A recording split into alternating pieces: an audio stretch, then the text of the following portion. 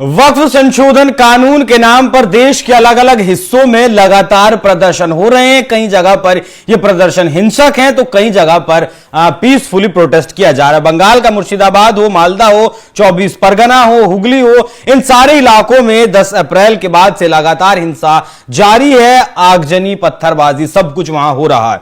लेकिन अब ये आग बंगाल से निकलकर झारखंड और कर्नाटक में भी जा पहुंची है, क्योंकि कर्नाटक के एक मंत्री हैं हफीजुल इस्लाम, जिनका एक बयान है कि मुसलमान सब्र में है, मुसलमान कब्र में नहीं है। इससे पहले इन्होंने एक बयान दिया था जिसमें इन्होंने कहा था कि मुसलमान के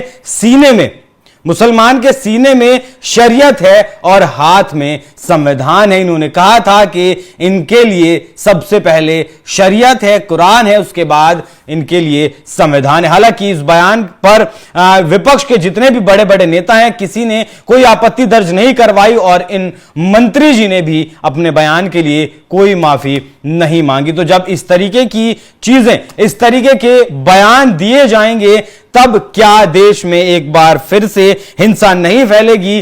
तब क्या देश में एक बार फिर से मारकाट नहीं फैलेगी? इनका जो पूरा बयान अगर मैं आपको बताऊं तो उन्होंने कहा कि मुसलमान सब्र में है, कब्र में नहीं। राजनीति में धमाका हो गया। खुले मन से उन्होंने कहा कि पहले शरीयत है, फिर संविधान है, मुसलमान सड़क पर आएगा, मारकाट होगी, देश बर्बाद होगा। ये कहना है मंत्री हफीजुल हसन का। माफ कीजिए, इससे पहले मैंने उनका नाम गलत लिया था। हफीजुल हसन इनका नाम है, जिसका ट्रेलर ये झारखंड में बयान दिया गया। कर्नाटक में इसका ट्रेलर देखने को मिला। कन्नूर की सड़कों पर हजारों लोगों की भीड़ उतर आई, नारों के साथ, झंडों के साथ, गुस्से के साथ। केंद्र सरकार के वक्फ एक्ट के संशोधन के खिलाफ उलमा स्टेट कोऑर्डिनेशन कमेटी ने बवाल खड़ा कर दिया। हजारों लोग वहां सड़कों पर उतरे। मोदी मुर्दाबाद के नारे लगाए, नीतीश कुमार मुर्दाबाद के नारे लगाए, चंद्रबाबू नायडू मुर्दाबाद के नारे लगाए, इस तरीके के नारे लगाए हैं। और यह महज प्रदर्शन नहीं था, बल्कि यह शक्ति प्रदर्शन था,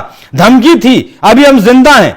दक्षिण कन्नड़, उडुपी, चिकमंगलूर और कोडागु जैसे जिले में भीड़ बहुत ज्यादा उमड़ी। दावा किया गया कि हजारों लोग यहां जुटे थे, लेकिन गनीमत रही कि कोई अप्रिय घटना नहीं घटी है। अब यहां सवाल यह है कि जब कानून बन गया, लोकसभा, राज्यसभा, राष्ट्रपति की मोहर लग गई, तब इतना बवाल क्यों? इसका कारण है वक्फ बाय यूजर जो खत्म किया गया है। मतलब अब ये लोग कि सरकारी जमीनों पर कब्जा नहीं कर पाएंगे। अब ये लोग नहीं जो कहीं भी किसी भी जगह पर वक्फ का दावा ठोक देते थे, वो नहीं कर पाएंगे। कर्नाटक में क्या स्थिति थी, उसके लिए मैं आपको एक बयान सुनवाना चाहता हूं। सुनवाइएगा जरा। मैं कर्नाटका से आता हूं और लिंगायत वीरशैव परंपरा के सबसे महत्वपूर्ण जो वहां के मठ है, अनुभव मंडप बसवण्णा के, उसके ऊपर वक्फ बोर्ड ने क्लेम लगा दिए है। विजयपुरा डिस्ट्रिक्ट में, एक ही डिस्ट्रिक्ट में 15,000 एकड़ जमीन का कब्जा वक्फ बोर्ड ने किया है। इन वन डिस्ट्रिक्ट 15,000 एकड़।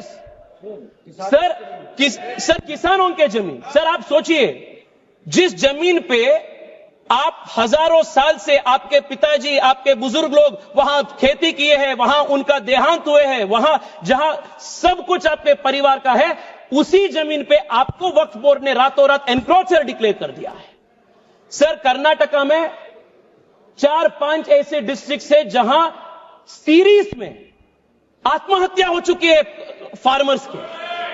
This is the result of this 2013 draconian amendment. Sir Tejasvi Surya ने साफ शब्दों में बताया किस तरीके से कर्नाटक में वक्फ के नाम पर इन्होंने लूटमारी की, 1500 साल पुराने मंदिरों पर कब्जा किया। लेकिन जिस तरीके से यह बयान दिया गया, उसके बाद बीजेपी के कार्यकर्ता भी सड़कों पर उतरे। बीजेपी के कार्यकर्ताओं की तस्वीरें आप देख सकते हैं, जरा फुल फ्रेम इन तस्वीरों को दिखाइएगा। बीजेपी के जो कार्यकर्ता हैं वो भी सड़कों पर उतरे और उन्होंने इसका विरोध किया। उन्होंने कहा कि इस तरीकों की जो बयान है वो उनके लिए माफी मांगी जानी चाहिए। हालांकि मामला फिलहाल सुप्रीम कोर्ट में है। सुप्रीम कोर्ट में 2 दिन की इस पूरे मामले की सुनवाई हुई और सुप्रीम कोर्ट ने सरकार को 7 दिन का वक्त दिया है जवाब देने के लिए। अब 5 मई को इस वक्फ संशोधन कानून को लेकर सुप्रीम कोर्ट में अगली सुनवाई होनी है। लेकिन जिस समाज में गंगा जमुनी तहजीब की मिसाल दी जाती है, बात कही जाती है, उस समाज में क्या इस तरीके के बयानों के लिए जगह है कि मुसलमान सब्र में है, कब्र में नहीं है? मुसलमान युवा अगर सड़कों पर उतर गया तो वो तांडव करेगा, वो पता नहीं क्या करेगा, सरकारें हिल जाएंगी, सरकार की जड़ें हिल जाएंगी। तो क्या ये लोग वाकई में संविधान को मानते भी हैं या नहीं, इस बात भी शक को सुबह बना रहता है। जिस तरीके से इनके बयान आते हैं, और जब इतने जहरीले बयान मंत्रियों के द्वारा दिए जाते हैं, तो क्यों सड़कों पर हिंसा नहीं होगी, क्यों वहां तांडव नहीं होगा, क्यों आगजनी पत्थरबाजी नहीं होगी, क्यों लोगों के घर नहीं लूटे जाएंगे? बंगाल में ही आप देख लीजिए, सरकार के खिलाफ लड़ाई है, सरकार बिल लेकर आई है, लेकिन वहां मंदिरों को निशाना बनाया गया, हिंदुओं के घरों पर निशान लगाकर उन घरों को निशाना बनाया गया, महिलाओं की इज्जत तक लूटने की बात वहां आई, घरों को लूटा गया, दुकानों को लूटा गया, तोड़फोड़ की गई सिर्फ वक्फ के नाम पर। यह वक्फ के नाम पर बवाल नहीं है, यह सीधे तौर पर मुसलमानों के द्वारा किया गया हिंदुओं का विरोध है। जिस तरीके से टू नेशन थ्योरी पर यह देश अलग हुआ था, जो बयान 1940 में जिन्ना ने दिया था, वही बयान अभी एक दिन पहले पाकिस्तान के सेना अध्यक्ष आसिम मुनीर ने भी दिया है कि हम हिंदुओं के साथ नहीं रह सकते हैं।